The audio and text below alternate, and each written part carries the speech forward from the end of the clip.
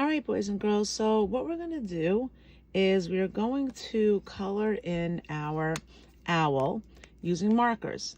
And you can see I have my warm colors in this section and my cool colors in this section. And when you use your markers, make sure you put the cap on the back, okay? It's really important to put the cap on the back. And you want to come up with a pattern. As you can see, I'm using my hand that I'm not coloring with to hold the paper still.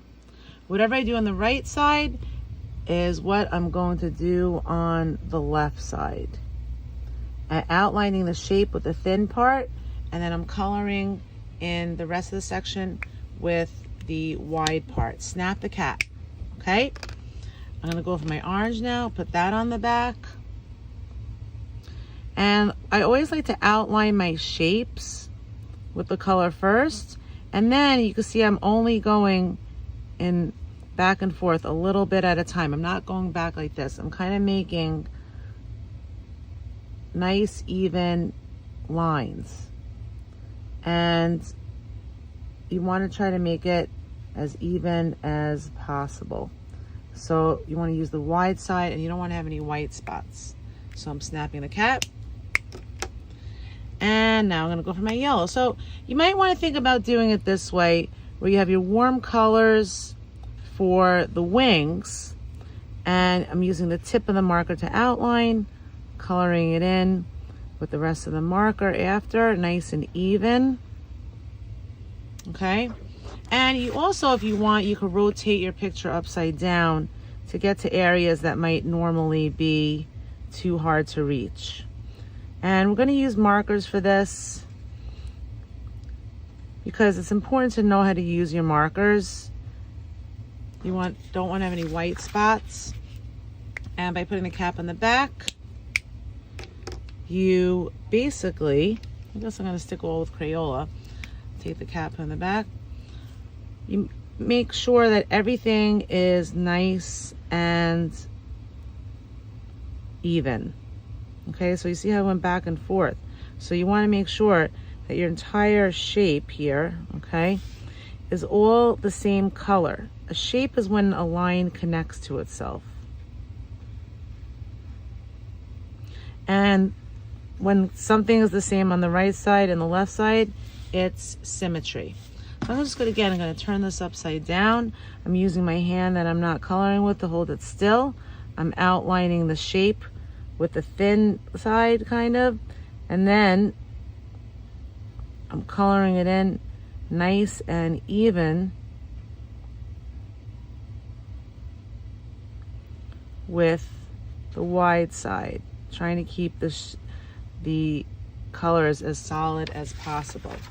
All right, so I did my warm colors on my wings, and now the feathers, I'm gonna make a pattern using cool colors here. And I decided that this is gonna be my pattern here. Oh no, I think I was gonna do this. Oh, I think I'll do this. Anyway, come up with a pattern, okay, to do your feathers. Oh, by the way, I'm gonna make the beak orange. I'm not even following my own rules here. And I just am deciding to make the ears orange.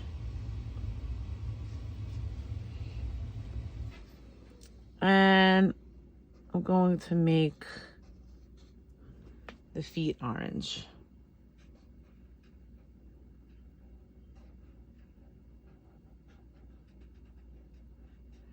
I'm using the tip of the marker to get into the hard to reach areas.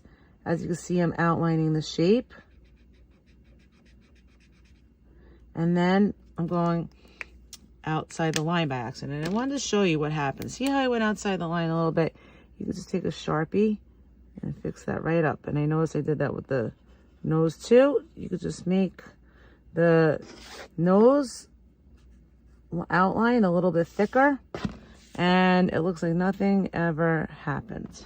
Okay, so now what I'm going to do is the feathers, and I like to color a little bit on the side, so I'm going to make a pattern of kind of this magenta color. I'm going to outline it, and I'm going to use cool colors. So you can either use the cool colors on the wings, Or you can use, and the warm for the feathers or opposite. I did the warm colors on the wings. And I'm gonna do 1, 2, 3, skip.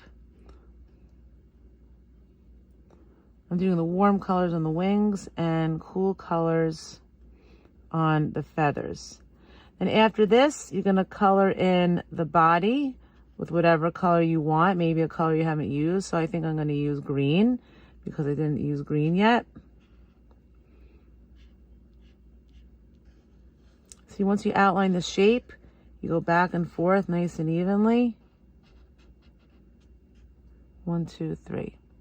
And you just take your time using the tip of the marker to outline the shapes. And then you can color it in after.